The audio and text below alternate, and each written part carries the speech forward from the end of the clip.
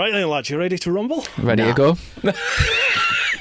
Right, folks, we are here in the Chasin the Racin Studio, shall we call it? No, I want to know before you put those words in your mouth. What were you going to call this? I was going to say trailer, and then I thought, no, I'm trying to think the epicenter, the hub. That's what I'm thinking. You smooth-bearded twat. There you go. Can we hold on? I was about to say, before we get on with this interview, what are the house rules? Do we know what the house rules are? What, swearing? Swearing. Fill your boots, whatever you like. Fill your boots. Fantastic, I edit right. nothing out unless, unless we come up with something horrendous that can't be put on air. I'll tell you what, you're a man of experience, aren't you? I can see your eyes fluttering there going, don't say this, don't say that. Whatever you do, don't say this. Do you think I'd have had you on if I was worried about that? On our podcast, it kind of works how Dom says things that need editing out, and then it's my job to edit them out. So yeah, we actually put a lot of editing in actually giving Chrissy some crack about himself as well. So it's a good team effort. It's all about a good team effort. There we go. Right, folks, if which camera am I looking at? I'll look at this one. If you haven't yet guessed, we've got Dom and Chrissy here from Chasin the Racin. If for whatever reason you've not checked out that podcast, where the heck have you been? Gents, thank you so much for coming on. Thank you. Chrissy, congratulations on the Superstock's title. Thank you very much. Let's test your microphones here. This is a clap. This is a clap here. There we go. Fantastic. Last time I got the clap. Anyway, we're not going to go down that situation. There we go. A lot of relationships ruined on that situation. I'm going to be earning my money on this one. If you don't know, folks, Chrissy is the sort of circuit racing racer, and Dom is the lunatic that does the road racing. You are a TT veteran, I believe. Now, to be fair, I would have been happy with just lunatic. Thank you for actually clearing that up for the old professionalism side of it. But no, Chrissy, obviously to my left here, has done an outstanding job this year. And obviously all your listeners be thinking if they haven't figured out what the hell he's done, they do need to wake up. Now, I've just insulted all your 50,000 subscribers, so let's go from there. I guess a lot of your audience won't be predominantly like racing sort of. It's a real mix. My audience, it really is. Yeah, there's a lot of race fans there, and then there's other people that have probably never even watched it on the TV, I'd imagine. Mm-hmm. There's a real mix. I've got the adventure travel lot, and then I've got the racing lunatic. It's one thing, like when we're talking about things, you've always kind of got to consider who's listening and like how much, because you don't want to patronise somebody, but then you don't want to just be having like rabbiting on about something that someone has no idea about. So I wouldn't worry. Anyone that's listening to this podcast will have an interest in racing, so they'll want to hear exactly how you talk and what you want to chat about. See, the best thing about this whole motorcycle world that we're involved in, racing is only, quite frankly, a small part of it, isn't it? And your podcast actually fulfills that other side of the motorcycle and world, doesn't it? Yeah. The whole actually enjoyment getting on a motorcycle. Me and him, we just get what kicks out of trying to beat each other. So I was going to ask, do you ride on the road? I do. You've just got your stabilisers kicked off. I did my CVT last year. No, I did my CVT, but I never then followed it up with getting a bike or anything. So, right. But I've actually had a few times recently where I've thought I would absolutely love just to get out on like a Sunday afternoon or whatever. I am. It's definitely happening this year. I'm going to do my test. Awesome. Also, I'm getting a. Well, it's technically my dad's bike, but we've kind of got a rule which whatever's his is mine and whatever's mine's my own. And not in my household. He's got a KL1 S250, and it's been sat in the garage for like probably like over 10 years without being switched on. And like just eroding away and whatever. So this winter we've just put it in to get fully restored. Right. So I shouldn't be telling you this with you being a copper, but I used to ride that bike on the road when I was about 10-year-old. We used to go up on the moors. It wouldn't have bothered me when I was a copper. By the way, this could be a sting operation, Chrissy. I had no idea about podcasts before you invited me on this one. You boys really don't know me, do you? Oh God, So we used to go up where we live in the northeast. You've obviously got like the city and stuff, but then if you go in the middle, like in the middle of the country, it's just moors like all the way to the Lake District. Yeah. So we'd go up there and find like roads where there was nobody there, and my dad would sit on the back and let me ride it. So it's always been like a massive thing that I want to tick off the bucket list, to get it restored and to maybe do some parade laps or even to maybe do some classic racing on it. So but I'll definitely be getting my license soon. Definitely. How's that going to work? Being like, because you're a young lad and being a new rider, your insurance will be sky high, won't it? Especially when you tell what you do for a living. Well, not a living, but hopefully that'll change for the lad. But like you say, that will be a difficult situation with Direct Line. How many points you got? 0. What do you do for a living? Race motorcycles. Hang up the phone. Hang up the phone. Oh, Jesus. I tell you what, Burnetfield, Durham. Do you know what, it feels so weird being sat here like in our studio and like you sort of getting questions rather we're usually asking questions. One thing just before we started recording, we're obviously talking about the police connection, and you were saying how things, and I was trying to quickly get Dom up to, because I've watched some of your videos and stuff, but I was trying to get Dom up to speed. In, smoking a joint. Who would like a line of bifter? Yeah, and the Met, and then like leaving and all that. And you were just about to tell us about, live your life, because it's perfect. Yes. It's perfect for coronavirus, like a slogan for this time with coronavirus. Yeah, it's never been more apt, really, is it? But have you had that for a long time? Yeah, it's like all my lot will be sick of this because it always comes up. But basically, my mum, bless her, passed away from cancer back in 2008. And she'd been fighting it for almost 10 years, and then in the last year, I moved her in. Basically, my mum got the 5-year all clear, so my folks decided to emigrate to Spain, bit of good life. And then whilst they were out there, mum's cancer came back, so she kept having to come back to the UK for treatment. And then the last time she came back, it wasn't going particularly well, so I moved her in with me rather than her staying in like a B&B type place for 6 months or whatever. So I had a flat by then, so she'd come and stay with me. So while she was living with me, she was getting more and more unwell. Sadly, she wasn't reacting well to the treatment, and we used to spend a lot of time just chatting. When I wasn't working, we'd just be at home watching the telly and stuff. And one day, Long Way Round came on the TV, the Ewan McGregor thing. Yeah. And I'd seen it all before. I'd seen all that a long time before when it first came out, and I was moaning to my mum, just saying, it's all right for them, A-list celebs, all that money, blah blah blah blah blah. And my mum just turned round and she said, "You've always wanted to ride a bike, you've never done it. You've always spoke about travel, you've never done it." Yeah, I didn't ride a bike at that point. No, sorry, I'm trying to get a timeline on that. So, I know you should never ask the interviewer what his age is, but what age were you when this happened then? 2008? Yeah. 32. All right, so there we go. So at this point, you've never been on a motorcycle, never got your license, nothing? No, I just never done it. I'd always wanted to, but I'd never done it. Believe it or not, ironically, growing up, my mum and dad were always anti-bikes, so I'd never done it. But then as it turned out, it was my mum that kick-started it all, and she just said, you've never done all that. Don't get to my stage where you face the end and you regret what you've not done. Look after those that you love, but live your life. And fantastic slogan, that. Yeah, literally there and then it was like a light bulb, and I was like, right, fuck it, I'm doing this.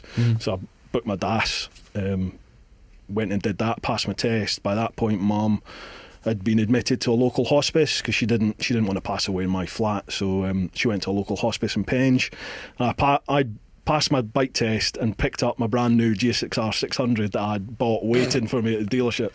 So I rode that like a total newbie, 50 mile an hour, shitting myself, to the dealership, walked in my Power Ranger outfit and shook the keys and said to my mum, "Look, I've done it, I've passed my test." So she gave me a big hug, and then she sort of just said, "Make sure you do your trip."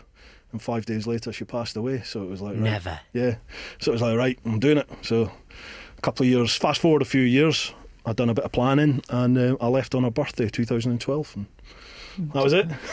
Fair play, that man. But anyway, this isn't about my trip. Sorry. We'll have to get you on our podcast to get you asked all the questions. We're just a couple of Geordie bellends, man. This is nothing. You've actually got some edge about you. Oh, don't be daft. I'm telling you, there you go. A man who can carry a beard like that off has obviously got a hell of a story. Let's face it. I didn't have the beard in those days. I'm a proper baby face underneath all this. Was that part of being a GS owner? Yeah, and the rocker kit. There you go. He started off life as 5'2" at 32, and he went out and get a leg extension on the joint. You can get them, Chrissy. I'm thinking about getting it done. The amount of abuse I get for being a GS rider. I used to slag GS riders off because I did that. I did my trip on a Jigsaw Thow.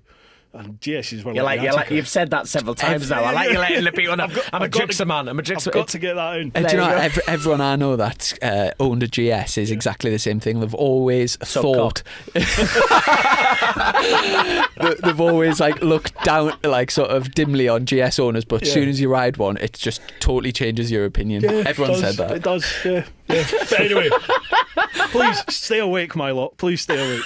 Right, gents, do you know how the format works on my podcast? How it all works? I've watched it at bits and pieces, yeah. Oh, you must have been bored. I can't afford electricity bills, so I've never watched now. Dom's never actually watched one of our podcasts. No, I don't listen to podcasts, YouTube, nothing. You know what I do, son?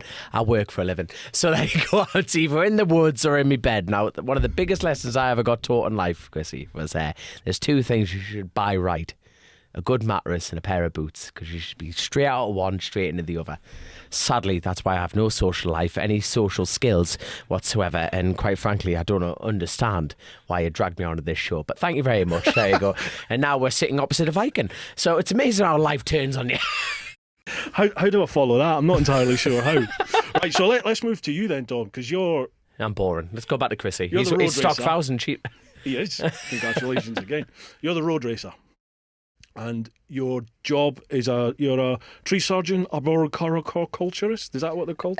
That's pretty much. I like actually name myself as a bit more of a lumberjack, because let's face it, there's too many pikeys in this game that can call themselves tree surgeons. That go cold Pikeys, knocking. is that caravan utilising nomadic travellers? Well, no, that gypsies and travelling folk, different category. No, what a pikey is a horrible little human being that robs old people of all their money. Amen. Yes. That's it. You know, there's a huge category, isn't there? There's huge segregation in those situations. But anyway, I'm not a pikey, so no, I work mainly in the forestry industry. So Okay. I'm like a commercial felon, and I've also got me arboricultural tickets as well, so I can climb trees, dismantle them, and all sorts. So basically, 16, he went, Dominic, that's a job thick enough for you. I went, right, well, that Off you suits go. me down to a Get up T. there and chop that down. That's pretty much it. And it's amazing how, yet again, we're going back to Chasin the Racin, Worlds Collide. We've got an educated, fast motorcycle rider, and then you've got, well, me.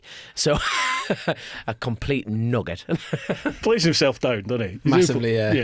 Yeah. Dom finds it really difficult to talk about himself, so he always Oh, tries to excellent. deflect it. In that case. And he never, he's always pulls himself down, and he when he achieves That's something, not my pants, by the way. when he achieves something really good as well, which he regularly does, he. As soon as you get onto the conversation, he just turns it straight away. So I'm actually quite enjoying this, to be honest. Right. You're just going to You sit there are. I'm glad quietly in you the are. corner. Yeah. Just to give an idea, but I know Dom, like I say, Dom pulls we himself. stop this now? Dom Can pulls we- himself down, but if you obviously your viewers will be familiar with the Isle of Man TT and kind of like how unbelievably fast and scary that place is, and like not that long ago, like John McGuinness hit the sort of big 130 benchmark, and Dom's a privateer racer there, and finished 10th in the senior TT last year with a lap of an average speed of 129.6 mile an hour. God, So man. just hold off on, that hold on. 130. That's it, but that's like telling a girl you nearly gave her an orgasm.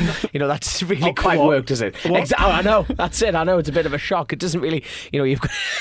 It's. I thought that was like an urban myth. Yeah, I know, that's it. I know, it's lies everywhere. But no, it's like my dad's put me ideal set. Like my dad, like you know, the man's my hero, he is, but he never comes racing with me. Does he not? No, he races motorbikes himself, but Yeah. his exact words were, "Why should I go racing and watch you have all the fun?" That's my dad through and through. And you think, well, fair enough, he sticks to his guns, but he always keeps an eye on the computer. You know, he always keeps an eye on the sector times, and it's always building that potential and seeing, well, if you made corrections there, you'll improve there and everything. But I made a couple of mistakes in that last lap, and like the senior last year on the ZX10, we did 129 point whatever it was, and the sectors put together by my dad were over 131. Wow. But that, like I say, it's putting that together, and that's an ideal thing. It's like Chrissy's probably, you know, your lap record pace every time you go out somewhere, isn't it? Which is fair enough, but it's always putting that system together. But it's nice to know, leaving the Isle of Man, like going, well, we're capable of it. Sorry, like mumbling my words, but be able to go back, and that's where that addiction begins. You think you're on the ferry home, going to face like a slapped arse, going, oh, if I only did this and I only did that, you know. And that's the draw to come back again the next year. That's exactly it. That's exactly it. And you just think, well, if we do this right, we do that right, and that's what keeps drawing us all back. So, I mean, what got you into road racing to begin with? Was it to do the TT, or did you just 100% to do the Was TT. it? It was Mega. like I grew up like I've got two older sisters, and trust me, they don't look like me. They're actually gorgeous. To be fair, I'm the runt of the litter without a doubt. But our family holiday was going to the Isle of Man, and that was the Manx Grand Prix, never the TD. And before that, that was well before the classic TT, and they had classic numbers. Now, I remember they've actually removed the scouting board this year. I couldn't believe they'd done that. I was devastated, but why? Well, they're actually going to replace it though. Now, when the news came out, it was a bit like, we're getting rid of this because of COVID and all that crap. But they're going to replenish it. They're actually going to replace it, and they're going to update it, which is like fair enough. But I remember going to the Isle of Man when they were adding Scaffy on to get the numbers on. There was never like a restricted number. Right. And I remember my dad going off down the road at like 117 or something like that. It was like, but the Manx is a club. That's what makes it separate to the TT. Now the TT is run by the Isle of Man government, right? So they restrict those numbers like massively due to the speed, like the lap speeds. So I think they're only allowing 73 entries in this year. Okay. But a couple of years ago it was over 100. But because the speeds have increased, they've had to shorten the numbers for getting lapped essentially. Yeah. But as far as the Manx Grand Prix was concerned, it was always about, well, getting the entries in. If you can get the clubs in and get the money in, they can make it sustainable. And I remember them building Scaffy on to get the numbers in, and it was absolutely fantastic. And you had the little scouts hanging off, going, "Oh, it's gonna pack in, and collapse on you." And it was brilliant. It was absolutely brilliant. Did you get over to watch the TT? I've done it once. Well, not done it. I've been once. I did it actually. Sorry to bring my trip up again, people, but it was like the last leg of my trip. After I'd done like Canada and the States, I went across to Ireland, and then from Ireland to the Isle of Man for the TT. Like met up with my missus there, and then did the last sort of leg home after the TT. So what did you do in Ireland then? Did you do all the road races in Ireland as well? No. I shipped from New York. Well, I flew the bike by plane, but I shipped it from there to Manchester, and then they put the bike in the back of a van because it worked out cheaper than importing it straight to Dublin. So if you went to Manchester first and then vanned it still worked out cheaper. So I flew to Dublin myself, waited a couple of days for the bike to come, and then picked my bike up in Dublin, and then just rode up through Southern Ireland into Northern Ireland. I went to Joey's bar, just pay your respects, fantastic. do all that, just tick everything off. Now I need to know, was the Guinness that good? I'm not going to put words in your mouth. I didn't drink. I didn't drink there in Joey's bar because I was literally on the bike on the way to Belfast to the ferry terminal to go. So right. I'd just done the Giant's Causeway, and I thought I've got to go Ballymoney. So went to Ballymoney and met Linda there, and I think I had a pint of orange or something like that, and paid my respects. You've gone to the most iconic bar in Northern Ireland, without a doubt, and you didn't even touch like a drop of the black stuff. That is terrible. I had plenty in Dublin, don't worry about that. Oh, there we go. But that's Dublin. Oh, yeah, you've let yourself down. Chrissy, let's call this a wrap. I've had enough. Let's walk out of here. I've not been to Ireland. I definitely want to go. I want to go for the road racing, definitely. I've got quite a lot of mates that are right into the road racing over there. So, again, this year was a plan to go, but... That's it, because sadly road racing is like due to the insurances and everything. Well, look what we've all gone through and everything like that. But road racing is sadly on the decline. There's no point sugarcoating everything like that. Without serious financial infrastructure injected into it, it's never. It's struggling. But that possibly over the last few years, but I think when there was that Closer to the Edge TT movie and a few other things, there was actually a massive surge of in terms of like how big the TT was as an event. Yeah. So it maybe like peaks and troughs, but obviously with the COVID thing and like being cancelled this year, kicked everything, isn't it? You're referring to like the international events, which is totally understandable, like the TT, the Northwest, and the Ulster. They fell into huge financial problems, and they ceased to exist. Now we actually have a thing on the Chasin the Racin called the rumour mill. Now the rumour mill that I've heard at the moment is that someone has stepped in, exclusive, that someone's stepping in. All right, to bring it back, take over. So we had Mick Grant and Eddie Roberts stepping in financially to save Oliver's Mount, which is like England's only road race. So hopefully, and what I've been told by a few Irish people, which is great, because let's be the very God-fearing people, them Irish. They don't lie, do they? So the fact that there is hopefully a cash injection to get that event on its feet again, which would be absolutely brilliant. But if you have not been to like any of the Irish events, or any of your listeners or YouTubers haven't been, for God's sake, you've got to go. I will. I promise. You've got to go, because if it does go, and you miss it, like what you were just saying about It your won't come dear back, mother, will it? it won't come back, and it'll be a damn shame, and you regret the things that you don't do. And Well, things you have done. we were all booked up to do, me and my mate Fulch and a couple other lads. We were Who? Mark Fulcher. Mark, Filch. that's his name. Filch. Not Filch. Fulch. Fulch, right, grand. He sounds However, like a I'm villain. gonna- Is it? I want to know about him. I'm He's going to adopt that name now and start calling him Filch. Filch. Filch. That's Hello, the reason. Filch. Is he like you, 6 foot something? Because He's I a- better wind me necking. He's an ex-miner. He's a big old love. Right, Grant. I do apologise, son. If you're listening, I do apologise. We were all booked to go to the TT this year, obviously, so that's all carried on to next year. So we'll definitely be at the TT next year, providing this COVID does one. But I know people have asked about it in the questions, but the old Isle of Wight road race, are you going to be doing that? I would love to. As far as road racing is concerned, I'll do every event under the sun. Now, what I have been told is that it's an invitation event only, which I think is a very good idea. Because you think, well, it's new, it's exciting. I think if they overload it with people, it's going to be very hard to control and very hard to police. So I think they're going to restrict the numbers of entries to begin with and see how it runs. Surely you must be on that list. Well, I'm hoping. I'm just Go going on, to throw his you name will. in. You boys are pretty much... I'm mates with Chrissy. You boys are pretty much, the leading racing podcast out there. Certainly in the UK, you got to be. There's not many to compete with us, to be fair. I'm glad you stepped in there. Yeah. But there's First and the last. No. There's oh god, what have they got? The chatter, Front end chatter. front end chatter. Yeah, I don't think that's racing though, is it? Is that more the journal lot? I think so. Yeah. yeah. Right. Okay, I should know that. dropping hot. There we are. Yeah. But no, as far as You must be on the list for that. hopefully I'm, but it's they've hit the ground. Obviously, a lot of work's gone on behind the scene to get this going. And like the thing is, you can't have a conversation these days without saying the word bloody COVID, can you? I know. It's like ifs and buts and ands, a flip of a coin, see where it lands.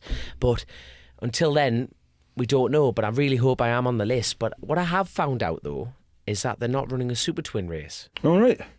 That is utter crap. See, you two have had the same reaction immediately there. Now, for your listeners who were just listening, What's on the reason for that? now I don't know. I have no idea. But what I've been told from me sources from the outside that there isn't a super twin race. Now, you think road racing in general, like one of my best friends, James Counten's, like sadly lost his life at the Southern 100, but one of his biggest iconic, like many of his iconic moments, was at the Northwest 200.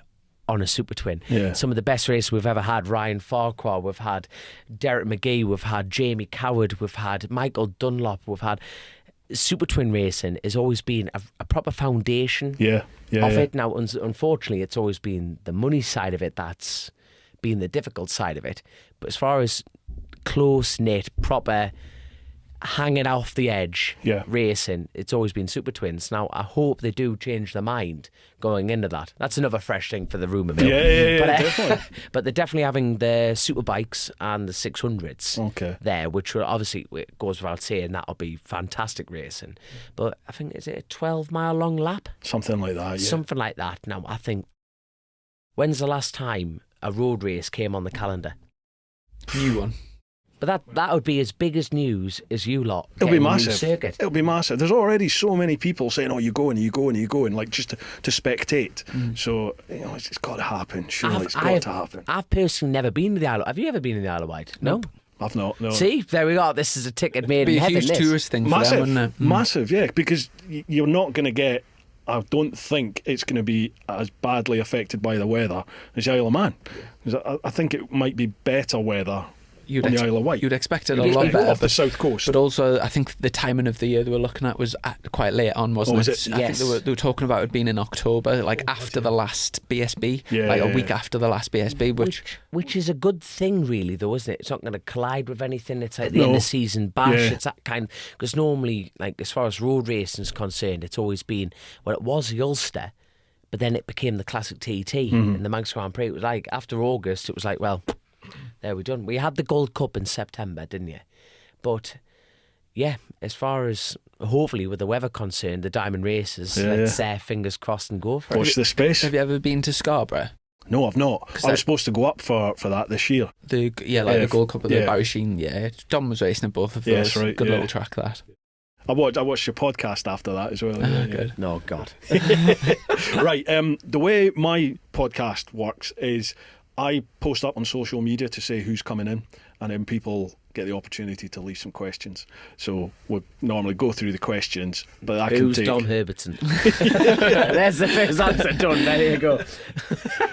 You're right. You're right about him. No, right. So what we'll do first is I've got a bit of a... I know you guys got a Patreon to help support the podcast. I've got one as well. So we go to Patreon first with my clan, as we call them. So first one is David Hemmings. You've one last race left. Where would it be, and what bike would it be on? To both of you.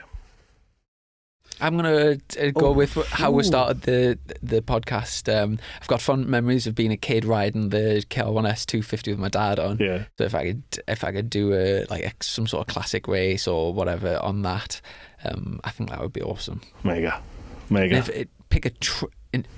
I could pick a circuit to race on, best circuit I think I've ever raced on would be Portimao over in Portugal. Yeah. And obviously the Formula One was on there last week, and it was unbelievable to watch an onboard. I think Lewis Hamilton posted his pole position lap as an onboard, and when you know it on a bike, and you kind of know where you should be braking, to watch it in an F1 car. I'm not in F1 at all, but to watch it in an F1 car, turn one, he just turns. Yeah, it was unreal. I think the Formula One car was something like 20 or 30 seconds a lap faster than a superbike. It wasn't like remotely close. Wow. And there was places where, on a bike you're like, go on then, explain turn one. So we've just taken the piss slightly there, because he literally hooned down the straight and then just turned. So on a big bike, what are you doing?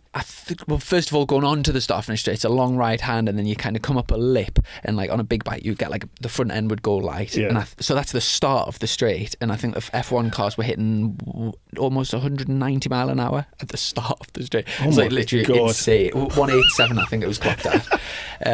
But yeah, turn one, it drops the track, so obviously you're properly motor on 6th gear, it drops down a hill and then into a right hander. So on a bike you'd nail it. I think it's at the top of the hill you would maybe start braking, and you brake for a fair bit and then tip in and grab the throttle. F1 car, it's it wasn't quite flat, but it wasn't far. Pretty much with flat. the downforce and the G-forces, it was insane. But that's such an awesome track to ride, but also the location, it's right next, you would go there on holiday, so beautiful nice, beaches, hotels, I've had a few good nights out down that way. So yeah, I would say last race KR1S at Portimao. I tell you what, I want to jump into that a little bit more now. What's interesting, Chrissy this year, I can't stipulate how much of a good job he's done this. He's done his own engine braking maps, his own traction maps, and everything. Now he gets all that data through the brand new BMW. Yeah. So he can actually have a look at brake pressure sensors.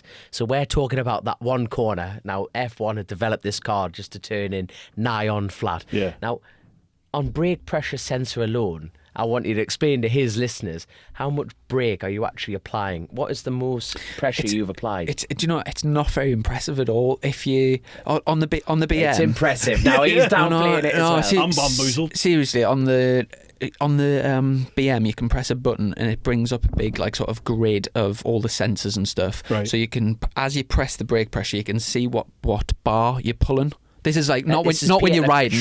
This is when you're mapping.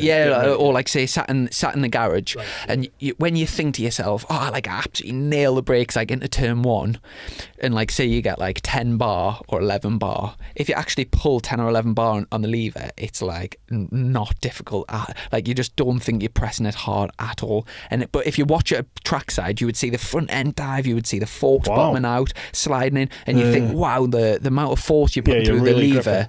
It's not impressive at all. No, but I don't got no. Okay, give me the hardest turn, the hardest braking area, the most pressure you put through. I think the most I've ever done is 16 bar, but that was braking up into a hill. So but on a normal corner, you would pull sort of anything from sort of 7 to 10 on a normal corner. But if you got a grip test and if you pulled 7 or 10 bar, it's you wouldn't need to be muscly to do it. Like a child would be able but to pull it. It's significant braking on the bike. Yeah, Like you say, the skill comes involved like trying to get that fine balance between doing a stoppie, and obviously you need the rear on the ground to be braking and using it as engine brake, but it might slide, so you've got that thing of backing it. I'm not downplaying the skill involved, because braking is like really difficult.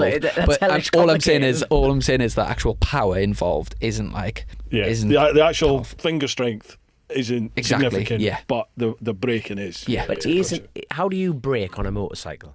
No, with As your in hand, front with or your back, right hand. No, when you hit the front brake, how do you brake? Just quickly. Two it. fingers. Yeah, like we call it lemon. In the old bill, it's called lemon braking. So braking. yeah, like you don't snatch at it. It's lemon. Squeeze gentle, in from there. really firm, and then gentle. That's off. the opposite to bike racing. Is So it? it like when you start riding at a higher and higher level, you sort of start analysing how you brake, and the optimal way to brake is to stab the brake, so you get your maximum pressure initially. So if you were looking at it on a graph, it would shoot up and then it sort of fades off like a sort of ski slope into the, and as you fade it off as you get to the apex. But one of the things one of the things I've had to work on is because I was braking to like sort of 80%, then gradually going up to 100% and then fading it back off, and that's something that would be the difference between like a reasonably good rider and an excellent rider. Like if you looked at like a Johnny Ray's data, for example, you would see a big stab and then you see 100% right to the apex. and off. Yeah, I did a few of the old Ron Haslam days, when you go through your telemetry and stuff, and like I remember the I think I had, was it Tristan Palmer was the chap I was out with, and we came in and I'm thinking to myself, sign me up, and give me the Honda right now. Yeah, he overlaid, I think it was Ron's, just like one of Ron's out having a sandwich runs, and it's totally what you said. Mine was all analog, where I'm gentle on the throttle, off the throttle, and the brakes, and then you looked at like Ron's, and it's just bang on off. So he's either fully on the brakes or he's on the throttle, and it's doing it all at once, isn't it? It's like just 100% off, 100% on, and while going down the gearbox, trying to aim for a turn. Yeah. It is phenomenal. But I tell you what, the reason I was asking how you brake, your listeners and your viewers want to see how he brakes. It is amazing. Show fingers. It's most weird. people brake with them two. I don't know if the cameras will get lemon braking. Yeah. For some reason, I use either them two or them three. Oh wow! So like I always keep my index finger on the throttle and then use the others. But why though? Explain why. Because listen to this. It's brilliant. This is why I've always thought it's like braking, and then as you're getting off the brake, your throttle's already like in. That's How the fast is theory. It obviously works. No, it's one of them things though. Do you know when you stop and you think about it, you get, everyone has their own style, and then you just get used to doing it, and that becomes your normal. And it's something I've never thought about, but when I've looked at a picture, I've been like, "Ooh, that's weird," but I just do it. Like, keep doing it now. You got to keep doing it now. How'd you brake then? Lemon. Full lemon, mate. Also, lemon. if you did a grip test with them two fingers and then you did one with them two fingers, I'm a lot stronger with them two. Like, funny, I used to brake. So I don't know. I used to So brake. much I could say, but I wouldn't. Get on, Babby. Yeah. But I used to brake with all four fingers. Yeah, you have to go to YouTube to see why I did that noise. Yeah. But no, I used to brake with all four fingers. Right. And then I had a bit of a mishap, and I started a lemon brake from that point onwards. Do tell. What's the mishap? Oh, blimey! Sorry, man, I didn't know. No, that's it. No, that's no. Is that work related? No, motorcycle racing. Jeez, motorcycle racing. It was a week. It was a week and a half before my first Macau Grand Prix. Wow! So I got invited over to this short circuit race called the Sunflower Races. Right. It's in Northern Ireland at Bishop's Court, and like they get all the hair gel wankers like in there, and like. It's a compliment, By the way, if your listeners what that is, it's like, I would love to be a hair gel wanker. I'm not good. That's it, exactly. Nothing. I would love to be that good looking and that fast. It'll never work for me. So no, they invite the fast lads, the BSB lads, and they all turn up. So like you had Christian in there, you've had Richard Cooper, Danny Buchan, you've got the cream there. So they all turn up in Ireland. So anyway, I turned up with my own ZX6, and next thing I knew, I woke up in hospital, and yeah, I've actually got it videoed on my phone if you want to see it. Yeah, go on. Go on then, right. Anyway, so there's me. I'm like, now you'll be thinking, why on earth has he got it filmed on his phone? Now, my dear mother has always said to us, right, son, every time you go racing, you carry two things: your mobile phone and a tenner. Right. And she goes, right, the reason you're carrying your phone is if you crash, you don't ring an ambulance, you don't ring Jesus, you ring me first. And I said, what the hell's a tenner for, mother? She goes, well, if you break down at a pub, you can buy yourself a pint. So this is me mother through and I like the logic. TT rider. TT, because there's that many pubs around the circuit if you pull up anyway. But so went to Northern Ireland, got my levers on, everything like that, right, but I put my phone in my pocket, and that was the last thing I remember. I can remember I had my dad's at like ER6 there as well. And I woke up in hospital, like, my arm bandaged up and all sorts, and I just thought, and I just went, oh, what bike was he on? He goes, don't worry, it wasn't your dad's bike. I went, oh, I thank God for that. So anyway, I wrote my own bike off, but like, all serious, and so I said, what have I done to my hand? And he goes, well, you've butchered your finger. I went, all right, no bother. I said, well, can I film you? Can I film it? And they said, well, why? We're going to have to cut it off. I said, no, I definitely want to film it now. So anyway... So this is me. I swear down, this is me. That's him cutting your finger off? Yep. You hear the chop. I tell you what, that's the end of that. Your camera here. Oh, you've got to have a sense of humour with these things, haven't you? Oh my God. So anyway, your GoPro footage, yeah.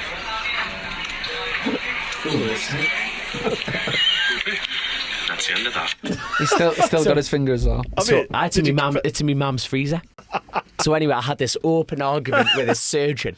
He goes, well, you can't film it. I said, why can't I film it? I said, my finger. Exactly. Yeah. There's me. He goes, wait, you can't film it? I said, wait, you're not cutting my finger off then, mate. He goes, well. I goes, look, is the finger got to come off? Yes. Well, I said, well, I want to film it. He goes, well, you can't show it to your friends. I went, well, don't worry, I don't have any friends.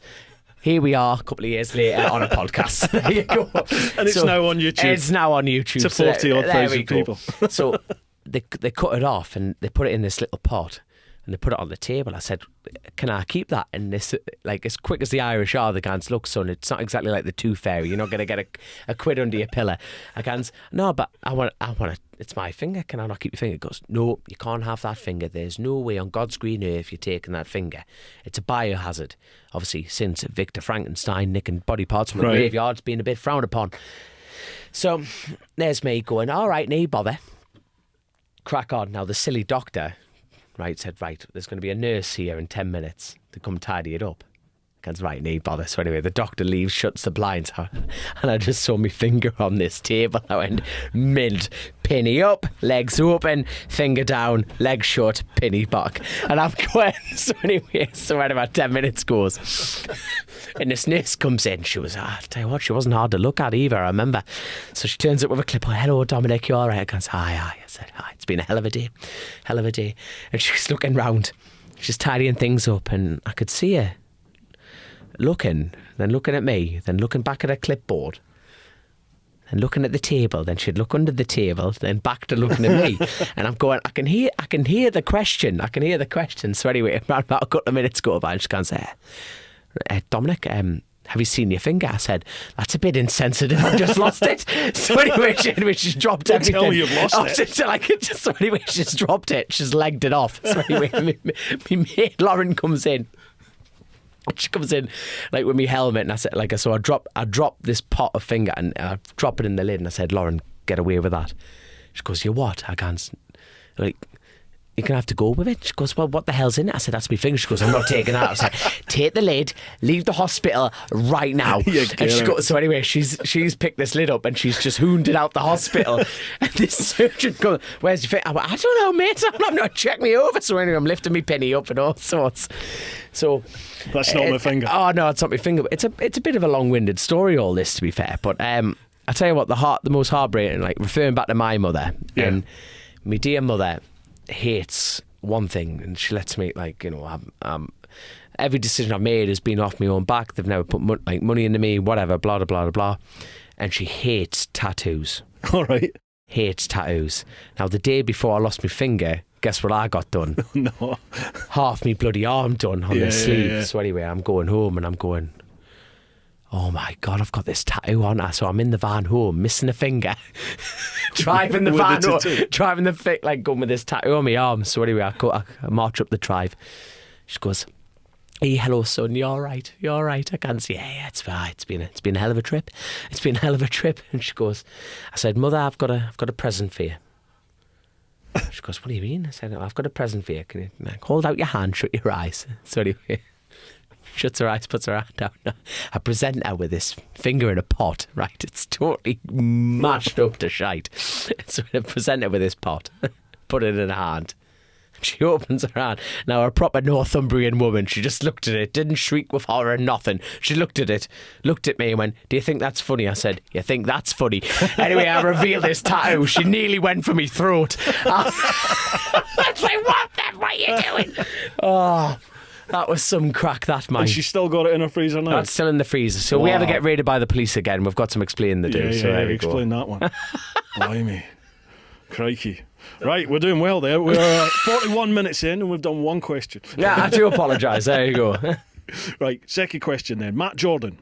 If you were given life without parole and you had to pick one cellmate out of the following people to spend the next 25 years with, who would it be and why? The options are a hormonal Justin Bieber, Begbie from the original Trainspotting, or an inquisitive TMF and his collection of Do you know who TMF is? I want to know now. TMF is he's another bike YouTuber, does the same sort of stuff as I do. He's called the Missenden Flyer. He's probably one of the biggest in the UK. He's got like 180 or 190,000 subs. Massive. But he's a thing about butt plugs. Long story. I'm in. Can't I'm really 100% in. So you got Justin Bieber, Begbie, or butt plug TMF. I know I have seen Trainspotting, but I don't know Safe the bet, character. Chrissy. Begbie, he's the one that he's the nutter. Robert Carlyle, you know Robert Carlyle, the actor? Yeah. That's him, it's him. So he's the one where he drinks out his pint, throws it over his shoulder, and it smashes on some girl in the original Trainspotting. I'll go for that because I think he would be good crack. Jeez, wow.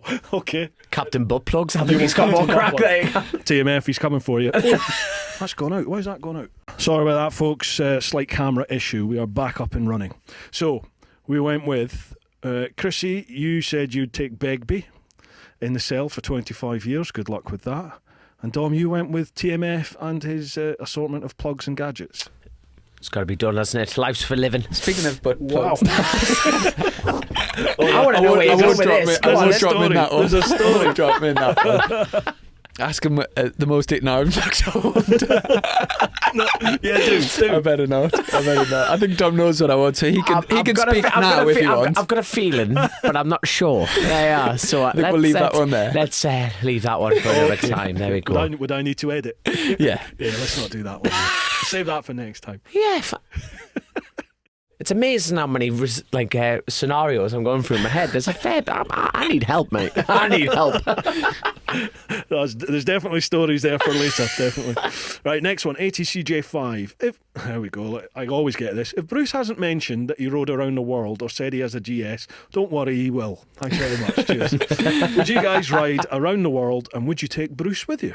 I would absolutely love to that. Would you? Absolutely love to. Other than I would miss out the bit in, was it Senegal or so, wherever you were telling me. Mauritania. Yeah. I wouldn't fancy that. Something about getting kidnapped. Yeah, it's just it was a really long story, and I'll try and make it as brief as possible because people will be fed up hearing it. The Boko Haram lot.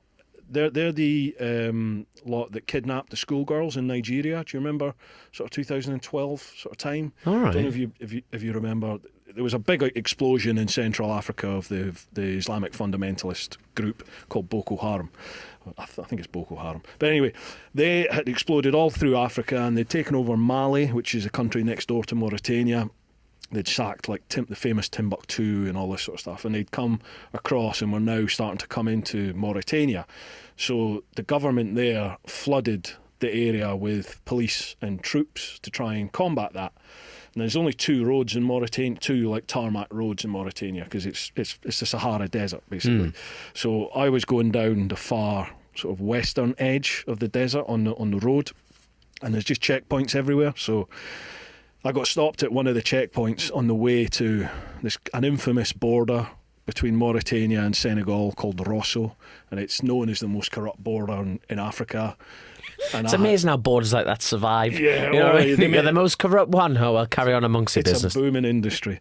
And I basically just got set up by the police at this checkpoint. They were working with a gang, so when I got to the border, I got taken away by the gang, and they just wanted money. So they had a bit of fun with me for 3 or 4 hours, got some cash, and then eventually I was through into Senegal and got to Dakar, and I thought, forget this for a game of soldiers, I'm going back to Blighty. And then set off again on the trip from there.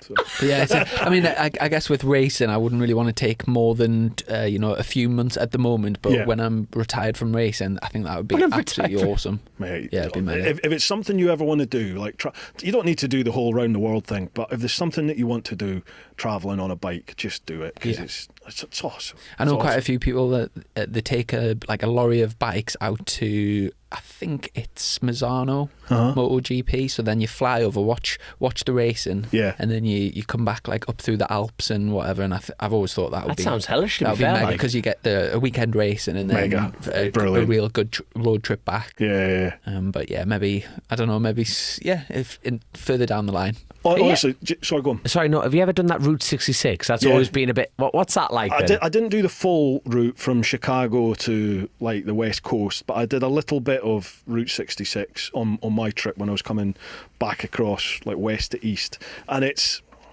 Some parts of it are everything you think it will be. The road's even got Route 66 painted in the road, and it's iconic, and you go through the odd little sort of town that is living off of the Route 66 tourism industry. But then there's other parts of it which are they're now freeway, they're just motorway now, so long rides. That loots it. And then there's other parts of it that are literally dirt track. Nobody goes. They're on the original Route 66. There's parts of it where no one goes down it anymore. So there's all the towns are ghost towns. There's nobody living there anymore. So there's no fuel. There's nothing. So you have to watch. You've got to plan. You've got to properly think about what you're doing before you go for it. I did the North Coast 500 not so long ago. Absolutely in a van. That. No, in a van. In a van. Yeah. But that was stunning. Yeah, beautiful, stunning. Beautiful. Yeah. I would like to go back and do that on a bike. Definitely. Yeah, do. This year, I think most of England was up there this year. There's just a procession of bikes. As soon as lockdown got lifted, people just went straight up Scotland and did North Coast 500. Yeah, for months it was just like the M25 round there. What about yourself, Dom? You fancy a bit of travelling? I've always fancied that route because of the more iconic status of it. But I've actually got a Honda Grom for the road. Nice. I think the last trip I took, I rode from Newcastle straight up over to Stranraer, got on the Stranraer ferry, and then basically they had a charity do called the Cookstown 100 show, and they said, we'll give you 250 quid, but that includes your travel. And I thought, what's the cheapest possible way I can go to Northern Ireland? It was 55 quid on the ferry with me and the bike, and that's I think I put 20 quid in the tank, this little Grom. But how much fun did you have on it? My arse was killing it. I'm telling you, there was no comfort on that thing. But I'll tell you what, right, it was a proper head turner of a bike. People looking again, I want the die. So I went from Cookstown, I went up to the northwest. I went and spoke to Mervyn White, who's retired from there now, but I went and spoke from there. Then I drove down to Fermanagh on the bike. I did such a round trip on that thing. Brilliant. On a Honda Grom, and to be fair play to Honda, because that thing there's only a 4-speed box in it, 60 mile an hour off its tits on the limiter. 125 of pure fury. We've just done, there's me and 2 other sort of bike YouTubers, a guy called Richie Vida and another chap from London called Mr. Fish, all weird names, but Mr. Fish and I, he's a tube driver, and he messaged me and said, I've got like a week, 2 weeks off, I fancy going somewhere on a bike, where will I go? And he'd never ridden outside of London. He's ridden in the States, but he'd never ridden outside of London in the UK before. So I was like, Scotland, I'll come with you. Let's go and do Scotland. So he's like, too far, I'm going to do it on the Cub. So I was like, right, I'll get a little 125 from one of the manufacturers. Let's go and do Wales. We'll go to Wales. So we're like, right, let's do that. And then we got in touch with Richie Vida, who lives up in the Peak District. And he was like, I'll get a little Cub as well from Honda. come to the Peak District and we'll do some of the Peak District. So, yeah, let's do it. So the three of us, me and Fish, ended up riding on 125s from London up to the Peak District, met up with Rich. We did a day's tour all around the Peak District, off-road and going over fjords and everything. It was great fun. And then Rich left us and me and Fish went across into Wales and did like Snowdonia, and we just met up with some locals down in Wales and they took us for a spin. It's brilliant. It's a 3-part series on YouTube. So if you've not seen it, yeah, I'm going to have a watch of that. That sounds hellish, to be fair. Honestly, it was so much fun. Like I'm 20 stone, Fish is 18 stone, he's 6'3", I'm 6'3". It's the two of us on these little 125s, and as you said, I mean, I had this Sinus 125 bouncing off the red limiter constantly, and I'm doing hundreds of miles, maybe 58 mile an hour at a push, like downhill with a wind behind me. That's similar, like we're at Maloo Park right now, where me and Dom have been racing, and it was like a 125 endurance race today, but it's called a Free Tech Endurance thing. I think it's originated in South Africa, and the Hudson Kenner, who's a previous Superstock 1000 champion, stopped racing on the short circuit, BSB, and he did the TT and stuff, and he's kind of brought the concept of this endurance thing over to the UK. It's boomed, and it's, do you know what? It's the best bit about it is just going around the paddock, and all of the bikes are like really, really cheap, just sort of put together. But you can tell that it's been, it's many hours being spent by the lads and ladies, and preparing the bikes, getting them all ready, getting bits, like making sure this fits, and like little, like I was speaking to a lad, Ryan, last night, and he'd made a homemade quick shifter, and just using your initiative. And but when we're out racing, like there was 80 odd of us on the grid today, and everyone's there just for the same reason, sort of all biking people all together, just having a great time. And brilliant. You couldn't have named it any better, because you had BSB stars like him, Tom and Tim Neve. You've had people from all over. You've got male and female straight up from like B&B, like Lizzie Whitmore. We've got like Geordie Fieldhouse. We've got absolutely that many different varieties of riders. Brilliant. And quite frankly, no one gave a shite where they finished, did they? Yeah. Just having a hoot on the bikes. You were telling me a fascinating story about stroking some bloke's arse that you thought you knew. It was going down the whole straight. Aye. So he's going down wide. You used to on a straight on a 1000cc bike, pretty much blink. The whole way down, the bike's wanting to wheelie, and either the electronics are cutting it, or you're physically on the back brake. Like, so you never ever get a chance to like relax basically on the whole lap. Where with these 125s, after the first few laps, you get on the straight, and then you've got another like 10-15 seconds before you get to the next corner, and it's quite boring, to be honest. So as I was kind of like passing people, I thought I knew somebody, so as a joke, I thought I would just like tickle his bum as I went past. So I was going down the straight, kind of like just tickling away, and then I looked and I thought, ooh, I don't actually know him.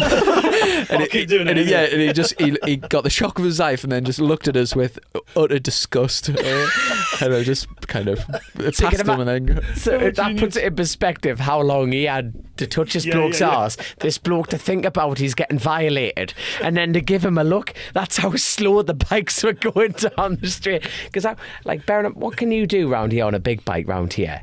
Like, I'm not sure, but like you're talking just over 50, 50-second laps. So you're hooning round here today, and we're like banging out 120, like 1 minute 20 laps kind of thing. And you're just thinking, you've got enough time to violate random strangers, Chrissy. Fair play. Shows the class of the lad. Oh man, I think my little escapade is going to be boring now. Don't bother watching. I want to watch this race. I know we've peaked at violation and cutting fingers off. So there you go. Right. Next question, Mike Phillipson. Great to have a couple of Geordies on brew time. Is the Westgate Road still a mecca for all things motorbike in the northeast? I used to love going round there on a Saturday on my 50cc to watch loads of wheelies up the hill. Which one of you is the best rider, and who does the best wheelies? Well, I'll start by saying Westgate Road is like the main biking road in Newcastle. So it goes pretty much from the city centre, and then it's on a big hill, and I remember as a kid going there to get my motocross things, and like you would see loads of people just banging it up on the back wheel, and like noisy bikes and big congregations of bikers out. Yeah. Even just you would meet there just to like get a drink and a sandwich and whatever.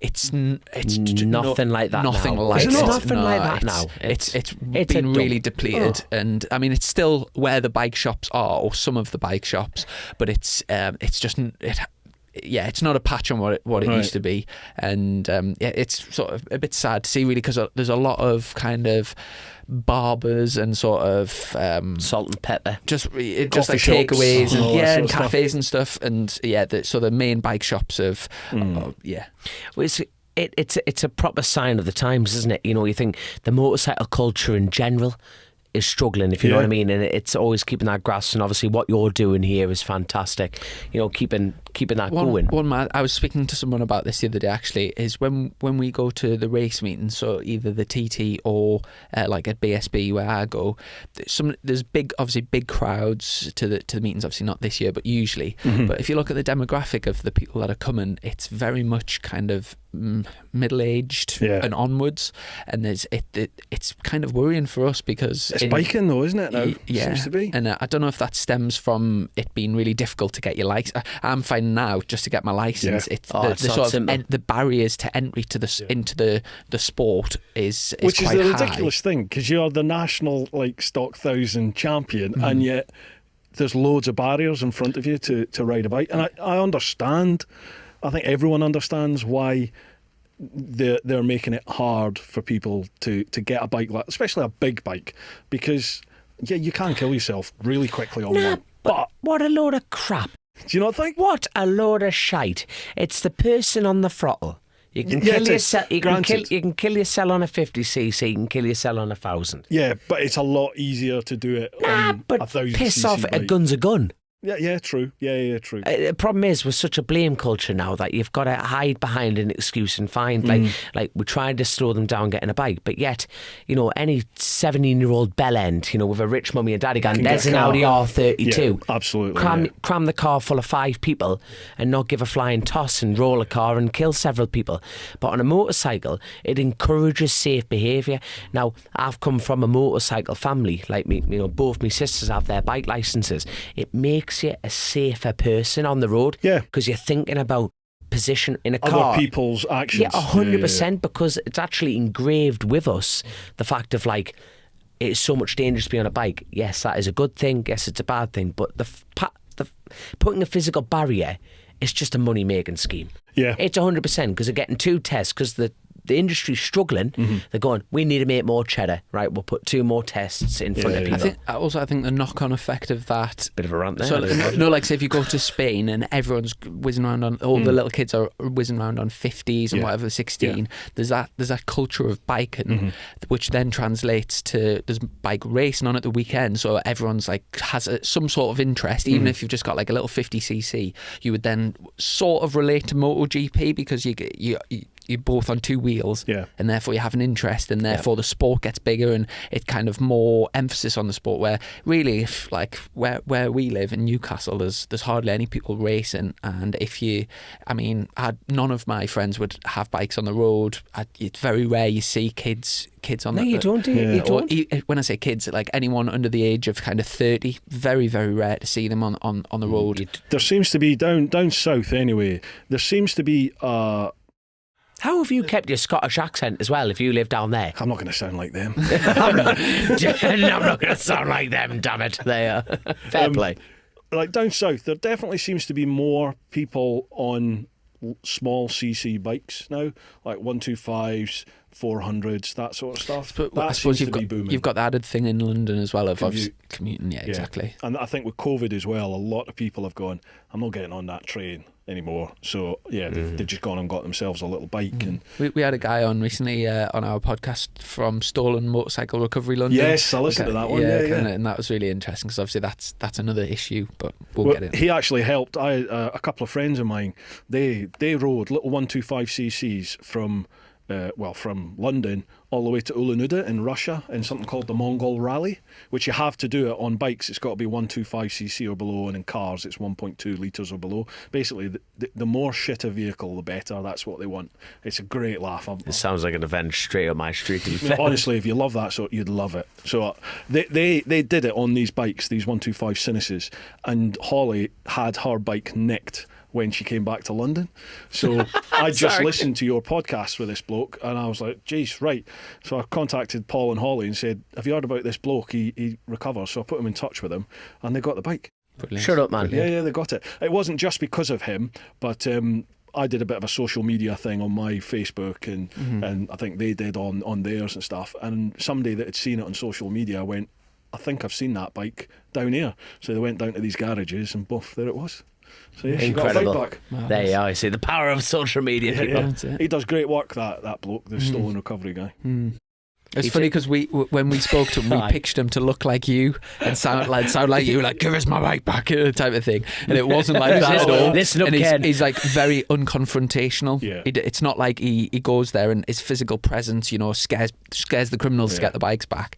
It's very much like he just kind of goes and gets the bikes. Hello, yes, I believe that's not yours. So if you could return the keys before I rip your teeth out, that'd be most terrific. But yeah, awesome work in it, because it's the worst. I've had a bike nicked from home, and it's the worst. You do live in Burnett Field, it's like you know that whole violation thing of like someone actually coming onto your property and like taking something that you've worked hard to get, and it's the worst feeling in the world. So yeah, it's to be sort of putting people back in with their own property.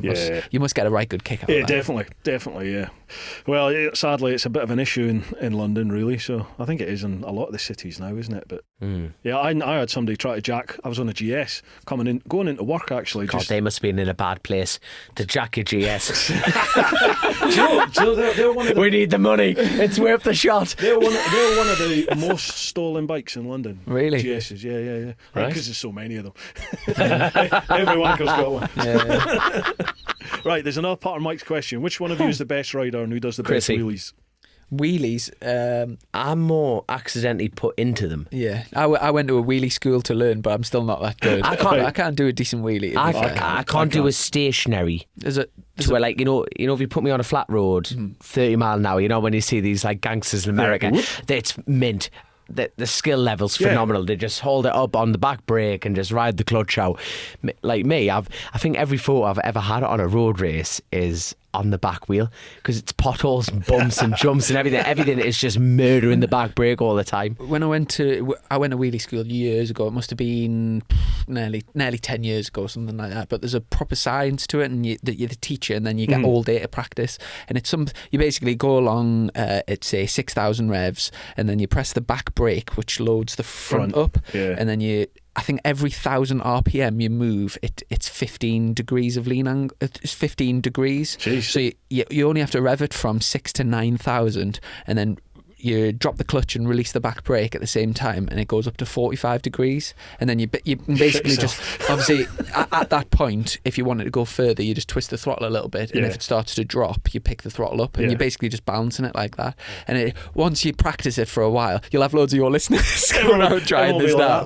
It does actually become and what kind of really got me into it is you go on the back of this guy and he's just talking to you, dead calm and things, and he goes through it, and 3,000 more RPM, drop that, and it just comes up so slowly, and he's carrying on talking to you like you're just like having a coffee, and you're going along at about 60, 70 mile an hour, 45 degrees, and he's literally just chatting away to you, and then when it comes to putting down, he just rolls the throttle levers, and it's so controlled and chilled. Yeah. It sort of inspires confidence to have a go. And then you do it. And to be fair, after a full day, I was pretty decent, but I never. This year, you've got to keep practicing. This year, I mean, the bike I was riding this year is like the build price of it's over 30 grand, and if I crash it, I'm liable for whatever damage I have to pay to repair it. So hence why I've not tried one wheelie. Even when you're racing. When I'm racing, no. Like lads, the thing is, there's only a handful of paid riders, and the rest have got to pay for their ride. Yeah. Like Chrissy's had to pay to loan the bike this year. Jeez. But yeah, the build price is like 30.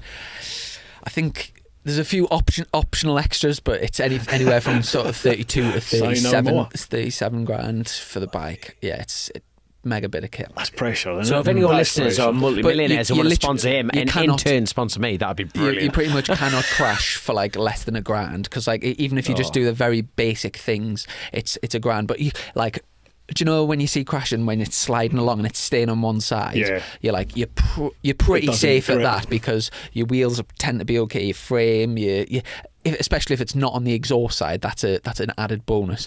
But you know when you see when you see the bikes dig in, so like say if it hits the gravel and it flips, that's you just it's like every flip's like £5,000 or whatever. It's really, really like adds up quickly. Like a foot peg, a clip-on, fairing, engine guards, clocks. It like you said, you couldn't have put it any better. It's £1,000 a drop. If you took it off the paddock stand, a race bike, and just let go of it, it's £1,000. Oh my God. It's a dangerous game, but obviously you're on a knife. You're on a knife edge, because you're obviously there to do a job. You're trying to improve your skills. You're trying to push beyond where you sort of you're safe and comfortable. Yeah. So like anyone could go and race and just be safe and comfortable and stay at the same skill level and be sort of mid pack or whatever, and not take many risks. But if you want to win, you obviously have to step out of your comfort zone a little bit. Yeah. But a crash is so catastrophic financially, and also you can really hurt yourself. So we talk about this, if you're talking about like say tennis or darts or something, you can practice that so much, and the sort of cost of getting it wrong would be you might lose a point or whatever. But with bike racing, it's a proper financial implication. It's the same sort of analogy in terms of you're wanting to practice and you're wanting to push slightly beyond your limits and try new things. But when it goes wrong, it's the worst sport in the world. And it's injury and finances. This is it. The consequences are severe in both. And that's why it's mint. In terms of when it goes right, it is by far, because of all the risk and because you've really put your balls on the line, when it goes right, it's just phenomenal. But obviously a lot of the time it goes wrong, and you just have to get through those hard times. Everyone who races has real shit times. Sometimes it's your fault, sometimes it isn't, and it's the same. Talking about crash damage, if someone knocks you off, there's no insurance, there's no like rules where it's if it's their fault they pay. If you go down, you pay for it. So it's just to go on the grid is a risk. My God, I had a couple of mates, nowhere near your boys' levels, but they took part in the first No Limits rookies. All right, I do a bit of No Limits. Did you do that as well? I do No Limits for practice. Right, got you. Yeah, well, basically, one of the boys had always wanted to race and had never done it. So when I went away to do my trip, he was like, I'm going to race. I'm going to get into racing. And it just coincided when No Limits started the sort of... Kick-off, the newcomers rookie, just in you come. So when I came back, they were racing at Brands. So the first weekend I was back, I was like, right, I'll go to Brands and watch you race. And they managed about another 2 or 3 seasons, I think. But even at their level...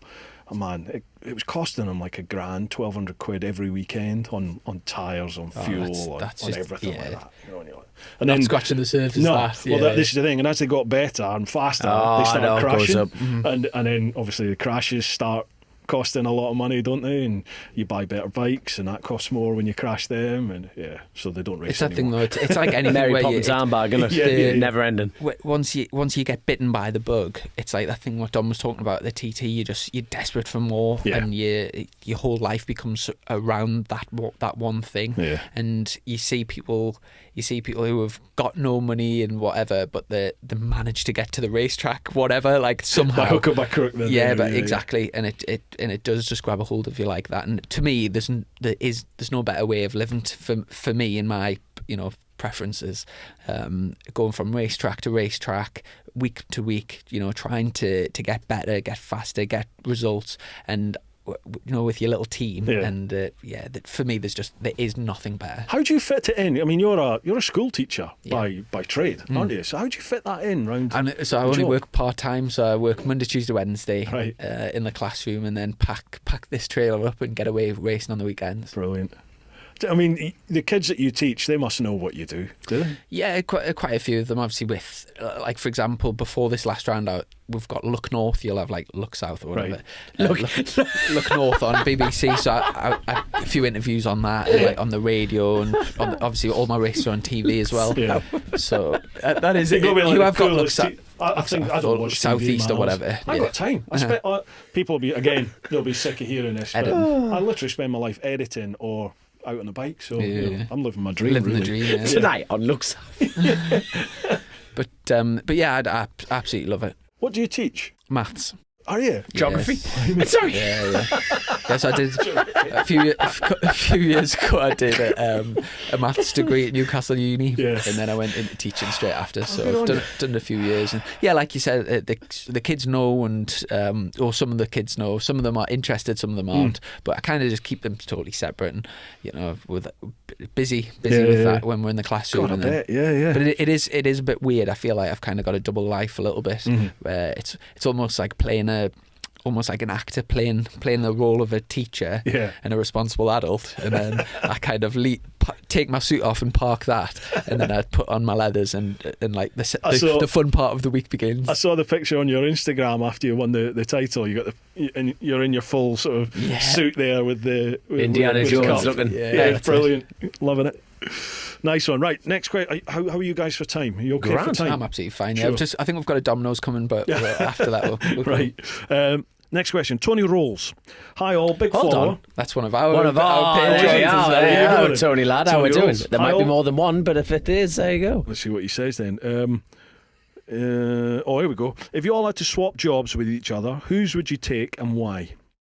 I would definitely take yours, 100%. Would you? Yeah, 100%. Yeah, no one wants my job. I had a mate that used to be a tree surgeon, and on my days off, your key work there was used to be. What happened to him? Carry? I don't know what happened to him. He was a really good mate, and then I lost touch with him. I just lost touch with him. I don't know. He went insane. That's why, mate. He jumped off a cliff. At times I would think, it would be great to be like, especially on a nice day, like up in the forest and whatever. Yeah. But the amount of driving that Dom does up and down the country, and the hours, and he comes around mine, and my mum's picking thorns and ticks out of us, whatever.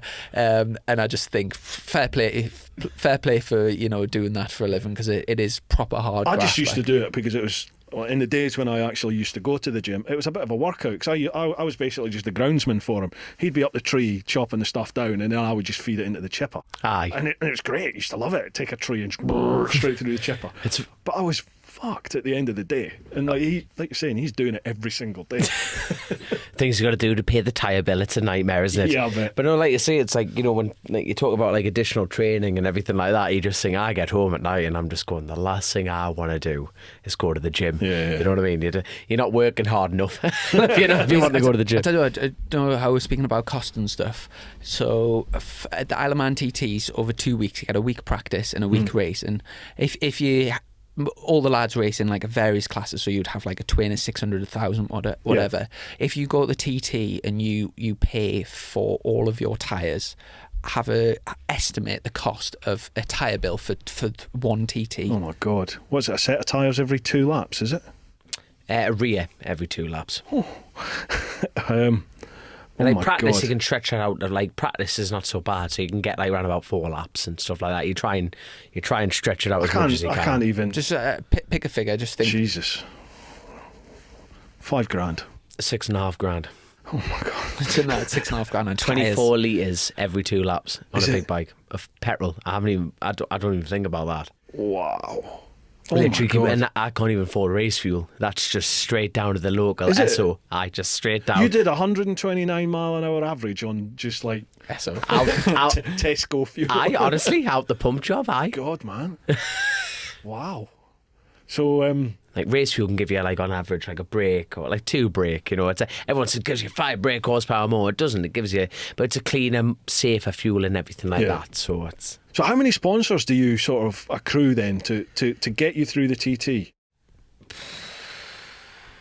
It's kind of an accumulation throughout your whole career, really. You're always picking things up. And Dom runs a supporters club called the 130 Club. Right. It was designed for this year, so that it was the first time it was going to go was this year, but it was like the sort of aim was to get the 130 mile an hour, and to do that he needed financial support, so he opened it up to like Club 130 members, and you could chip in 130 quid and you get like all the clothes and like a supporters pack type of thing, and you get put into a special group where you can like get weekly updates and all that type of stuff, and that obviously things like initiatives like that to raise funds for like tyres and stuff. Well, if you've got, for the both of you, if you've got stuff like that, let me know the links, and folks, I'll put links. If you listen to the podcast, there'll be links to all their socials and all this sort of stuff. There'll be links down below, and if you're watching a YouTube video, check out the description because it'll all be there. Let's try and help the boys out here. Awesome, thank you very much. No problem, no worries. I mean, it's an insane amount of money, isn't it? And as you said, I've met racers who are literally like sleeping in the back of the van, and that's how they get by. They just literally go from circuit to circuit, don't they, in the back of the van, and everything goes on their racing. Oh yeah, crazy. Right, Tony, what else did he ask there? Bruce, would you let Dom take you pillion round the TT on your GS? Mind the peacocks on the way round? Yeah, I definitely would. Yeah, do you know the peacock crack? No, go on. Right. God, that sounded a bit seeded, didn't it? Have you heard about my peacock, young'un? There you are. No, so, no, it was a case of I tipped in Greeba Castle, and I think only 10% of people actually believe me, but as true as I'm sitting here chatting shite with you, right, I'm tipping in, like you're doing 180 mile an hour, you've just come off Ballagary, you're back to 5th, back to 6th, driving, tipping in the Greeba Castle, off the throttle, back 2, load up the front, tipping in, what do I see? Fucking great big peacock. On the circuit? No, on the apex, young'un. On the apex of tipping in, right? Your full lead angle on the brake garden. Well, today's my day. You know what I mean? I'm tipping in, right? And I just went, wait, you couldn't, if you over squeeze the brake on that lean angle, I'm going into the wall, right? If I roll the throttle too much, I'm going to hit the apex too early. Everything like that, I'm going in, right? And I kid you not, this peacock looked me straight in the eyes and went, have a go if you think you're hard enough, son. And I'm just tipping in, and I like on this microphone, it must be.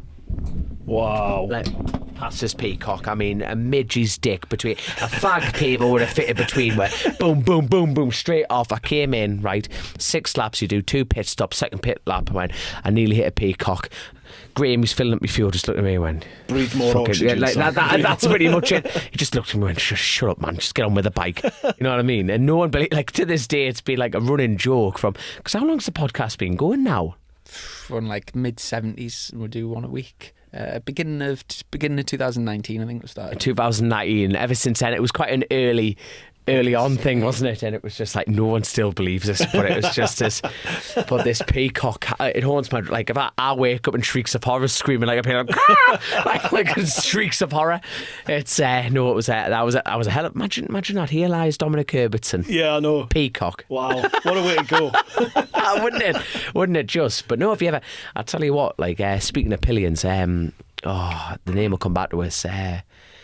He's a professional boxer, Carl Frampton. Carl Frampton, professional boxer, is the exact same size and build as a racer called Lee Johnson. Yeah. He's from Fermanagh, Northern Ireland there, and he's won TTs, he's won Ulsters, he's won the lot. And he took Carl Frampton round the Ulster Grand Prix on a BMW, not even like a road going one. They put pillion pegs on his Superstock 1000 bike. Closed roads, no one else but them two. Now, the thing that built up into that tension of a scenario was the fact of them two sparred like prior to this. So you can imagine Carl Frampton giving a dab to like Lee Johnson, nearly knocking him clean out all the time for a laugh. So Lee Johnson totally seized the opportunity to scare the living shit out of a sheer Can you hear him British. screaming? God, you can imagine. So you're going in the Leafhamstown. He must have gone easy into that. He's come around the first corner and he's just totally lit it up to Deer's Leap. Now Deer's Leap is 5th gear, drop off the face of the planet turn, and you've got someone in the back and he just went, whoa! Oh my God. Carl came back as white as that shark lid. I'm telling you. I remember pulling in, looking at it, and I just thought, I would absolutely love to do, like, give that opportunity to someone to scare the living shite out of them. So if you're up, I'll be up for it. I'll be up for it. Right? Here they are. I'll be there next year. He's quivering while he's saying this. I'm we'll have a chat with Paul Phillips and YouTube video. That would be, wouldn't it? There you go. Let's do it. Right, I'm 100% behind it. 100% now. We'll do it. Parade lap. TT, I think it's like 200 quid or whatever it is. We'll get a bike, put some pillions on it. Do it my GS if you want. 100%. I'm 100% behind that. At least that'll only do 140 top speed. That's We'll get a bit more sings out of that. I'm telling you, it'll be grand. But would you do a Pillion with Chrissy on a short circuit? Jesus. Now that would be tasty. A lot less scary. You think? 100 what? Then going on the Dom at the TT. Going on. Yeah, but my oh god. What are you trying to say, Chris? I know which I would prefer. I know if my missus is listening to this, she'd be like, "You get your life insurance in place." I'm just sitting there counting the folds already. Yeah. God, go on, Herbertson. I'll cut you in half. Just sign it here. No, he's off the back. Yeah, I'm up for that. Fantastic. Let's get magic happens. God. I'm 100% behind this. That'd be such a giggle. That. See what you started there, Tony. There we go. Cheers, Tony. Lad. Right. Pete English. Now, Pete has a bit of a reputation for dropping some pretty far out questions. So let's see what he's asked this week. Hi guys, hope you're all fitting well. Question: What 2 questions would you ask your motorcycle hero if you ever got the chance to meet them, past or present? Oh, that's a good one. I mean, to be honest, we're actually in the fortunate position with the podcast that we are actually interviewing our heroes. Yeah. We had a day at John McGuinness's house, and that was kind of surreal. Like, even just being in his company for me is surreal. But to like sit down and like, yeah, me calling John McGuinness a paedophile was pretty good. Yeah.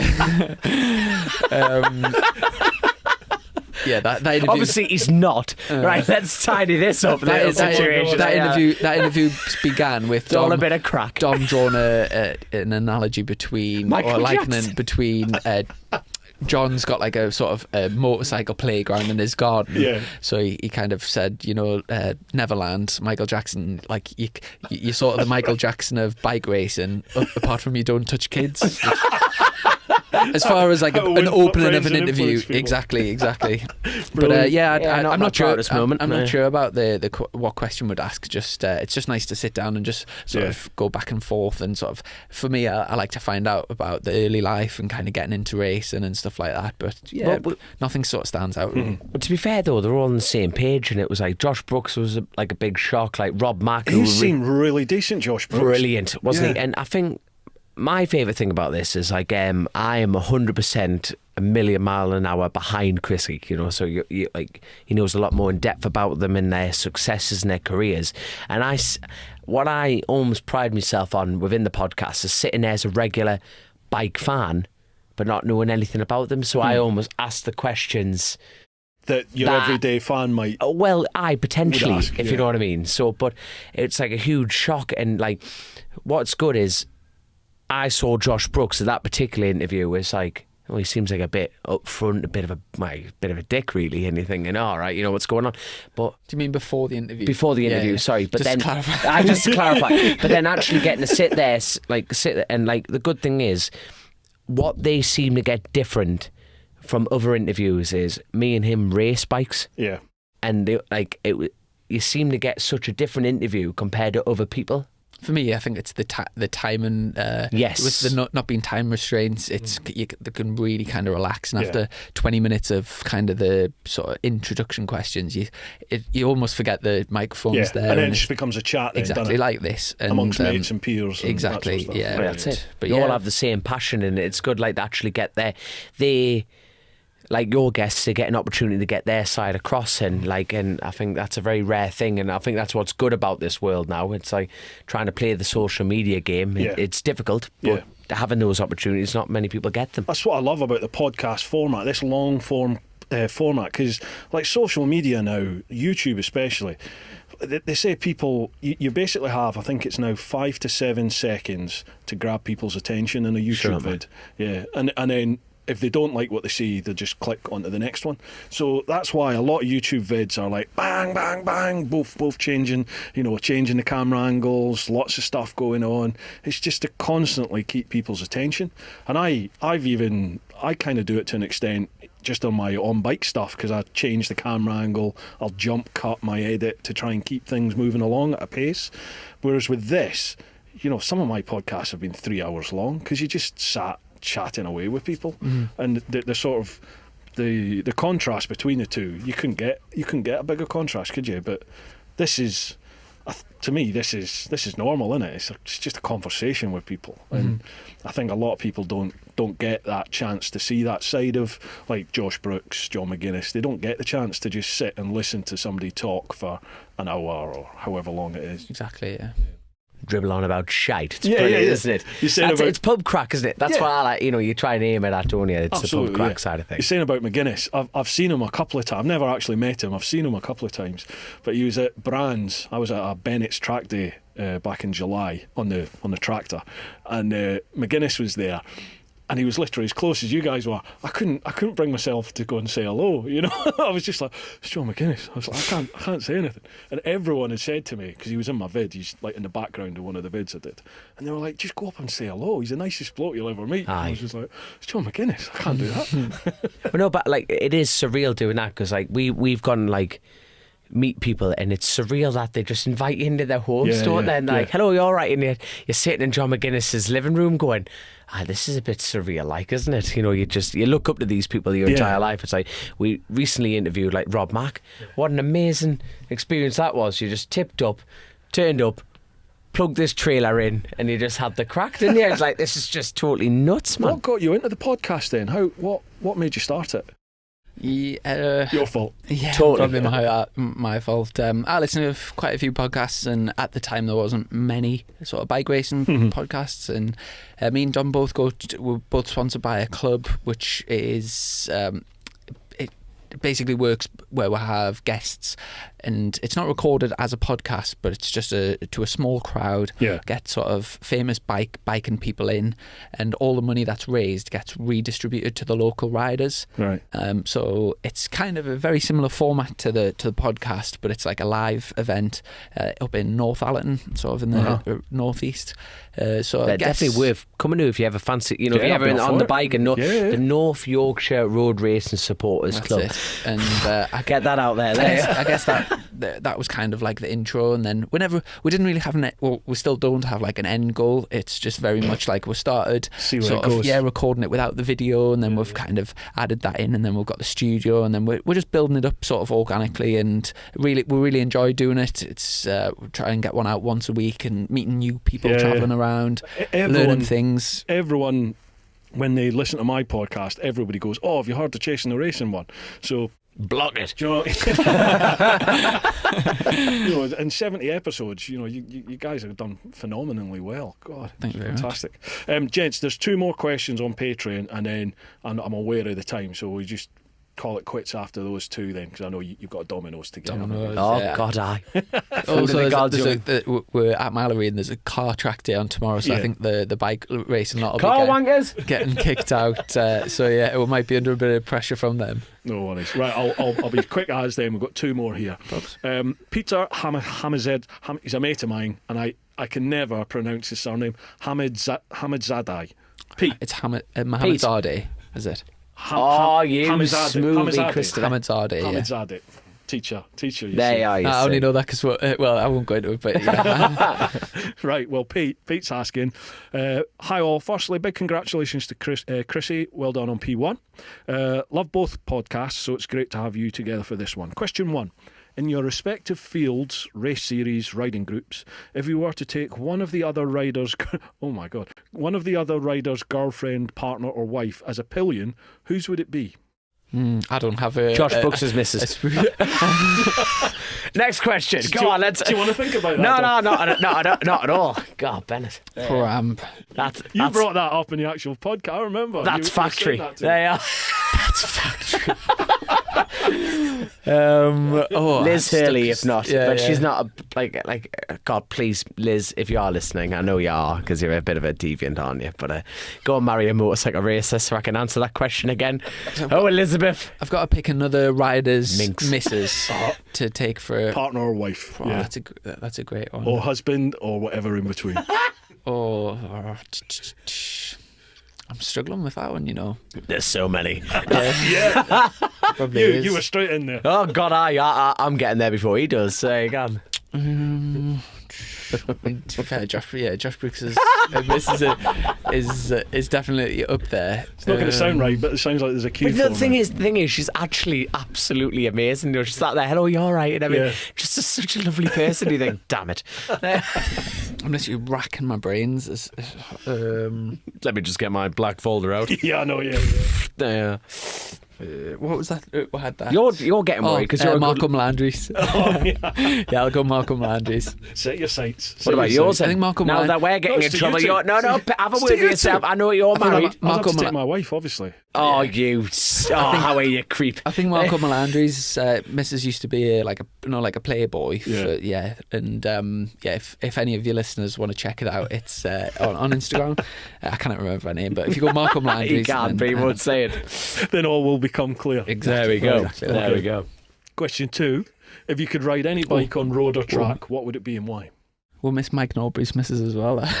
Yeah, he's got Mike. Oh yeah, there you are, straight in there. Like, you've got the proper hots for her. There, she'll be listening to this now in the gym, going, "I knew it, Chrissy. I knew it. You were going to say it eventually. You had it in you, boy." Sorry, I missed the question. I'm thinking about Megan. Yeah. If you could ride any bike on road or track, what would it be and why? I mean, I kind of already answered with the Kelness thing, but if I had to pick another bike, it's a difficult one. Obviously, in terms of like realistic goals for next year, I'm obviously wanting to move into the superbike class, so I guess it would be a superbike. But like an iconic superbike, probably maybe. Well, the Ducatis have been pretty dominant over the last few years. I would love to just see what the. Can we see you in red maybe next year? I'm afraid not. I'm afraid. That would be good. Well, I've got to be fair. I've got nothing sorted as yet, but I'm pretty sure all the red seats have been taken. There we go. What about you, Dom? No. As far as like the iconic, I'd love to race, like a Ducati. Like, I'm not just saying that because you've said it, but like one of the Ducati V4s would be absolutely amazing. But one of the biggest outstanding bikes I've ever seen in my life was there was a company called Ambler Engineering. It's 2 brothers and 1 son based out of Carlisle. Now, Chris Ambler, I mean, he's a pornographic welder. I mean, it is phenomenal what he can weld. He does everyone's like top end engineering firms welding work for their tanks, subframes, swinging arms, the lot. And I remember going to his mother's house. I think I was only 18, and I had my little blue Citroen Relay, and went to his mum's house. And down this alleyway was one of the original Harley Davidson Buells, like one of the original flat track bikes. There was only 4 of these ever made out of Harley Davidson, and he had one. Like this guy based in, I can't remember where it was, but these were one of the 4, and he showed me all the printing work, and this is in an alleyway in Brampton, like propped up against the wall. I had a little cushion just propped up against the wall, and he said, "There's only 4 of these in the entire world," and I kid you not. And Chris, like, who did all the welding, he built this tank, and everything on it was bespoke. You know what I mean? Anything. And this thing is an actual piece of history. This is when Harley thought, we're going into the racing scene, we're going to really make a stamp. And it was just absolutely gleaming. And the fact that this was in a clapped out house in the middle of the Cumbrian countryside was phenomenal. And I remember looking at it going, I want to go on it. I know what this thing's worth. This thing's worth millions. Mm-hmm. It's one of them priceless moments. You think this bike is forever made. You couldn't put a tag on it, and I just remember going, should we just bump it over and just howl it up the street? Is that more your sort of scene then, in regards to like street bikes? Are you more for the classics or the sort of the cafe types? Or? No, not at all. I just think it's because it's an iconic piece of history rather than anything. Yeah. I've been very lucky that I've raced I've ridden like Agostini's John Chapman's Agostini MV Augusta, £250,000 worth of bikes. I've ridden Honda 4s, I've Honda 350s, I've ridden all kinds of varieties of bikes, and so has my dad. But you just look at this and it's like the blue, but that that speedboat, the Bluebird. You're thinking, how many opportunities do people get to touch this? Never mind ride it, you know. And I think that would be my bike without a doubt. Speaking of like road bikes, I think if I had to, I don't think I would probably get a sports bike if I had one on the roads. No way. I think I would end up killing myself. And it's just not a very comfortable riding position.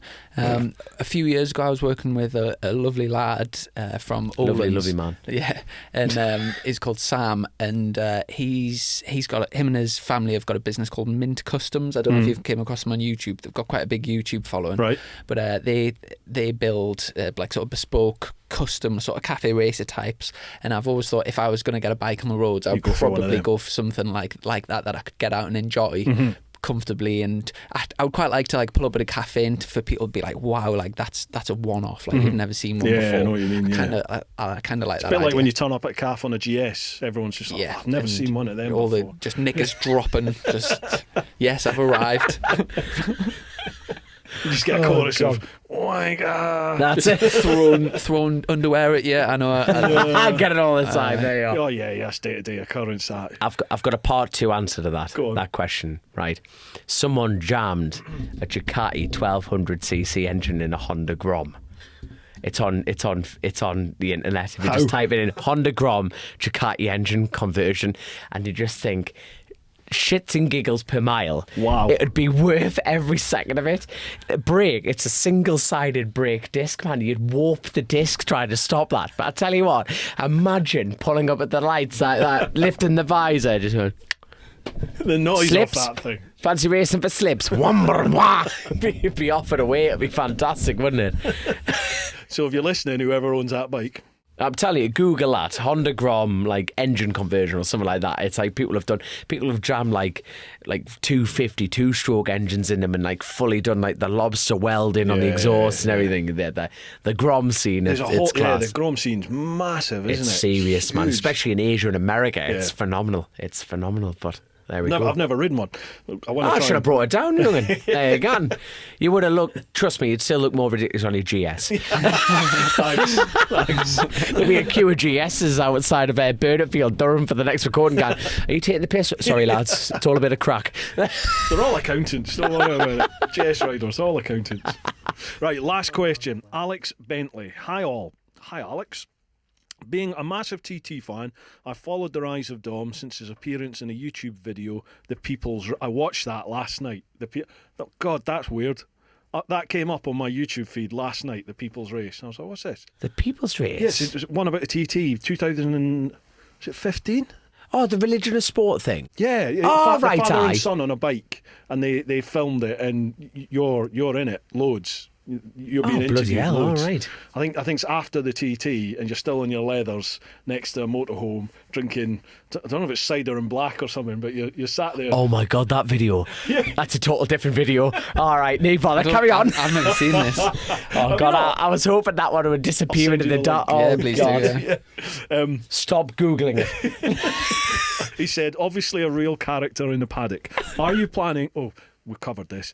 Are you planning to do the Isle of Wight road race next autumn? What are your thoughts on the circuit? If it goes ahead, what are your objectives for the TT, lightweight, podium? You went really well on the Super Twin at the S100 last year, and he'd love to know.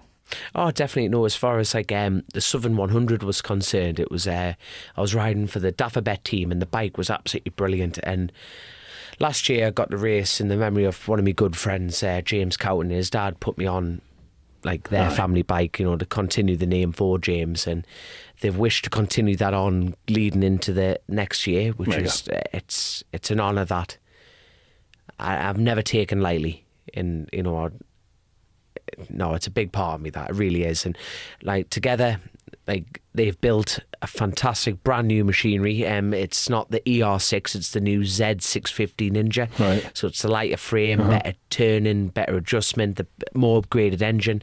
So the capability of getting up at the front is more than doable, and it's about just putting it together. And lucky for me, he doesn't know it yet, but I've got a cracking mentor to teach me how to actually pull my finger out my arse properly. So and like Chris has always been there for us to try and push me on and more get my mind set. He knows I can do the job. It's just about getting there, and I want to try and focus more a little bit more on the shorts to get better at the roads. Okay, right, yeah. Just, that's not all like fresh news for anyone, isn't it? It's you need to get better in a safer environment like this to push forward in the future. Yeah. And the Counting team are 100% behind that. And I think together we can really push for top fives and hopefully get on the top, on the podium. Awesome. Which would be, God, imagine me on the top of the podium. There'll be nothing classy about that whatsoever. I'll be screaming Captain Butt Plugs. This is a shout out for you, son. TMF, whatever you are. So there you are. Well done. Far from classy. You've got to meet him. Oh, God, I don't worry now. He'll be punching me right in the nose. TMF, honestly, he comes across in his vids. Well, not so much now. He's lightened up a lot. But he very much came across. Was he boring? People did think he was boring. And before I met him, I thought he's not going to be, the type of person I would normally socialise with. Yes. Because he comes across as an accountant, really, that's on this bike and, oh, hello. It's not as bad as that. Straight-edged. But he never speeds, and he's very Square. matter-of-fact, and he'll make a list of everything, and you'll go through. Hell of an account. But when you meet him, he's the polar opposite. He's an utter deviant. He's such a laugh. He's such a scream. So obviously I've known him for a year or two now, and there's sort of 4 of us that hang around together like YouTube types, and we've been away and doing trips and stuff. And like when the beer comes out, there's just this utter animal appears, and he lets slip. At the start of lockdown, we did a podcast on mine, and he let slip that whenever he does a video in his garage or in his sort of home studio, his office, he'll have a butt plug somewhere in the background. Shut up, man. Yeah. And we were like, no way. And he says, yeah. And he leant back because he was zooming from like a Zoom call in his office. And you're like, there, it's here now. And he just leant back and grabbed it. And we're like, oh my God. And it's like marketing genius because everyone's gone back through all his old videos to see if it's there. and watching all of them to see where it is. So it's just become this ongoing joke now. Fair play to that man. Hey, use your strengths, even if it is a sexual device, but fair play. He's a great lad. He really is a good giggle. Good lad. Right, lads, I've taken up more than enough of your time. Thank you so much. That's like about an hour and a half, I think we've been going here, an hour and 40 minutes. 1 hour 45, I think. 1 hour 45. There we go. Really appreciate it. Thank you so much. Before I end, is there any shout-outs you want to give? Any sponsors you want to give shout-outs to? Well, on our social media, Chasin the Racin, we use the @motorbike pod, so that's on like Facebook, Twitter, Instagram, and YouTube. We've been pushing the YouTube a lot more recently because we didn't. When we first started going, it was just all audio, and then we had the social media to sort of promote it. But since we've started filming them, I think it gives an extra angle for people. So plus he's got a good-looking face, so it's all right. Pushing that, but that's our social medias. Awesome. So all the links for that will be down below, folks. So make sure you give them a subscribe, a follow, a like, all the rest of it. We're on Patreon as well @motorbikepod. Same again. Beautiful. He's good. He's getting fluid at this, isn't he? Definitely. Yeah. I mean, Patreon, it gets a lot of abuse, doesn't it? A lot of people slag you off whenever you mention Patreon, but it's been a lifesaver for me. It's literally, kept a roof over. Doesn't run on fresh air, does it? No, it doesn't run on fresh air. It runs a two-way street as well, because Absolutely. obviously you're providing content that people enjoy, and people that's questionable. And people can give a little bit back to support that, and it's a catch-22 really. Absolutely, yeah. So if Patreon's your thing, check out the links down below, and I'll put links there to the lads' Patreon there as well. Awesome. Very kind. Thank you very much. Awesome. Thanks for your time. Yeah, no, congratulations again on Thanks. the title, and can't wait to watch you on the Be on the TT. back. Oh God, yeah, Be on the back I forgot around about the that TT. for a second. I forgot about that. Well, safe What have I trip. agreed to? Safe trip back on the GS. Thank you very much. Cheers. Cheers. Buzz. Right, folks. As always, it looks at the moment. I think it looks like we're going back into another lockdown, but. Whatever, what can we say about it? Folks, keep on doing your thing. Look after those that you love. Get on out there. And most importantly, live your life. Woo! Ah.